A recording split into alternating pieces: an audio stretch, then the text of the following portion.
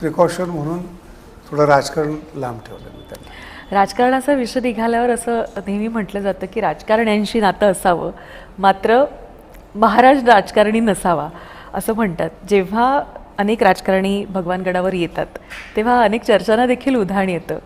या चर्चांबद्दल आणि याबद्दल काय खूप सांगाल? चांगला प्रश्न आहे तुमचा.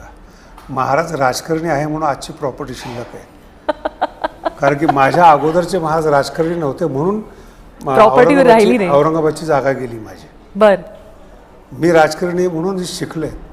राजकारण करू नये, राजकारणाची जाण प्रत्येक व्यक्तीला असायला पाहिजे. कारण की ज्या ज्या धर्माला, ज्या ज्या लोकांना राजकारणाची जाण आली ते आज विश्वव्यापक होताना दिसत आहेत. मग ते ख्रिश्चन धर्म असेल, मुस्लिम धर्म असेल, ज्यांना अर्थाचं महत्त्व आहे.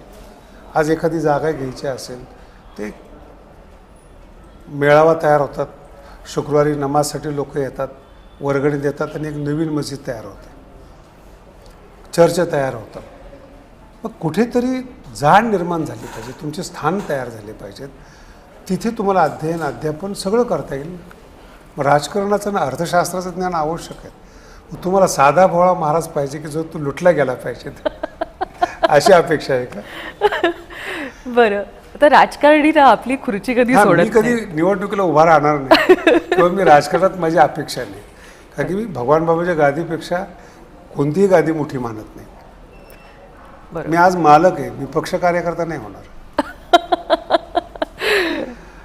क्या बात आहे. बरं, असं म्हटलं तर तुम्ही राजकारणी या विषयावर बोट ठेवलं म्हणून म्हणते की राजकारणी आपली खुर्ची कधी सोडत नाहीत. मात्र तुम्ही ऑक्टोबर 2024 मध्ये महंत कृष्ण महाराज